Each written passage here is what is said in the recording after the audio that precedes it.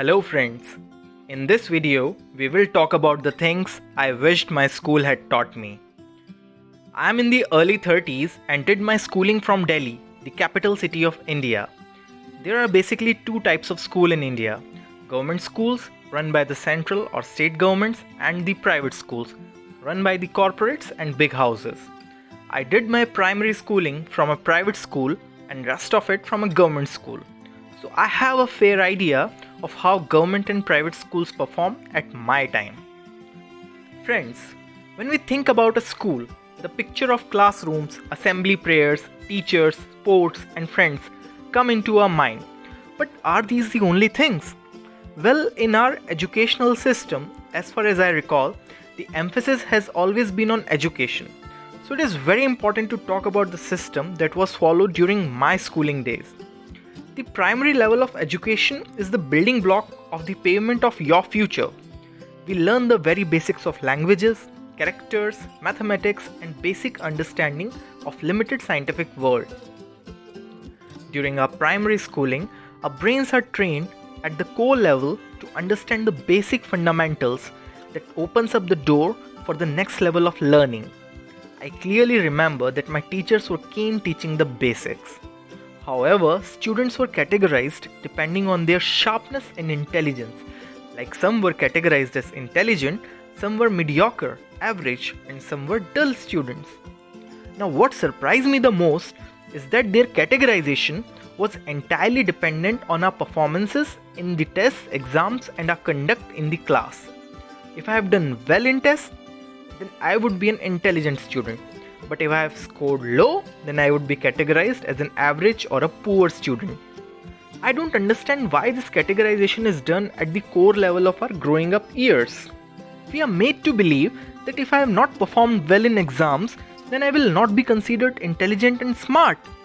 I'll be looked with the eyes of suspicion and will always be gazed as a below average student. We were always given books on various subjects and were taught chapters inside those books. We were literally asked by our teachers to cram those chapters by heart. The job of a teacher is to fill an empty vessel with knowledge and character, to transform the clay and give it a shape, to develop the next generation of youth. This requires a lot of passion, but this was not the case with my teachers.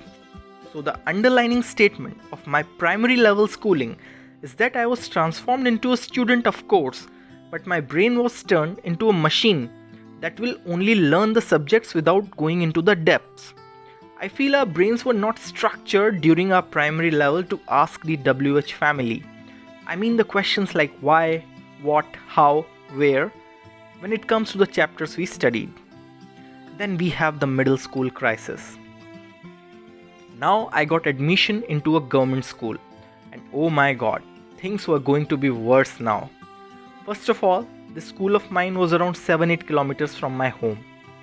I used to walk for around 3-4 kilometers and used to take an auto for the rest of the journey. Don't think of it as a sad part. I loved this daily commutation from home to school and then back to home.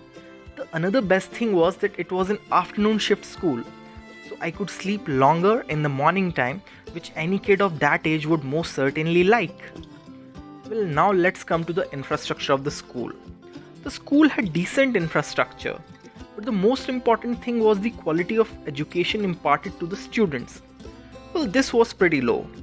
I could easily recall that we used to have 8 periods for different subjects or activities.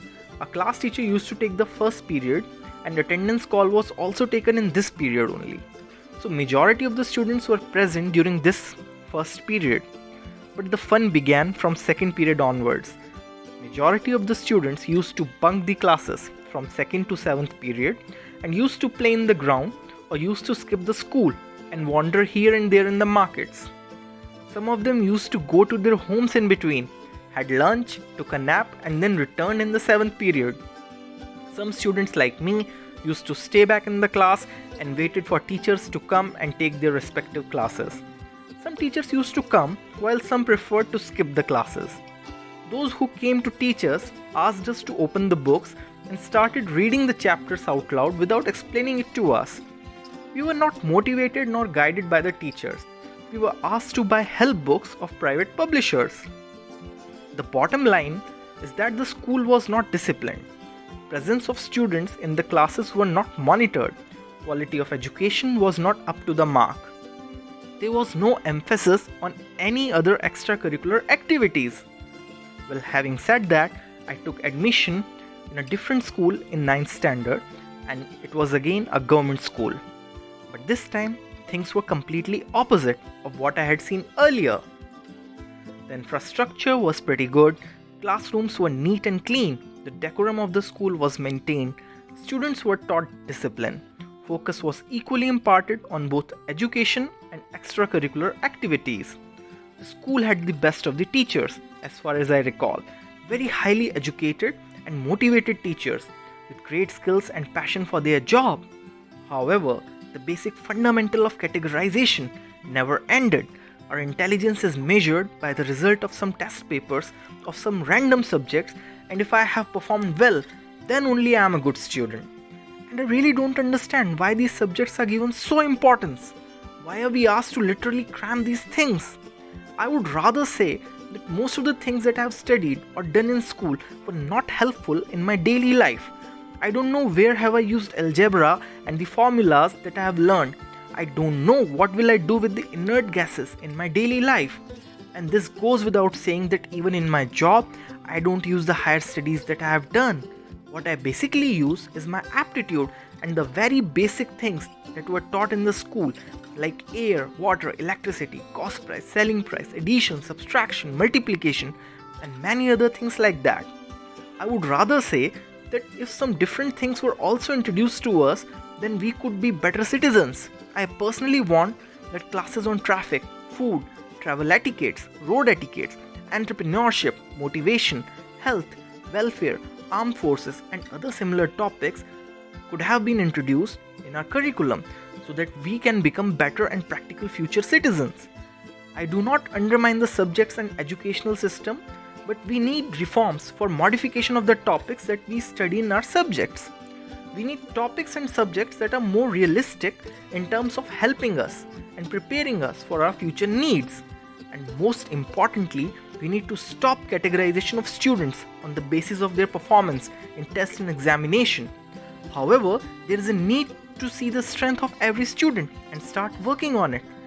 Every student is different, and measuring them on the same scale will be injustice to them.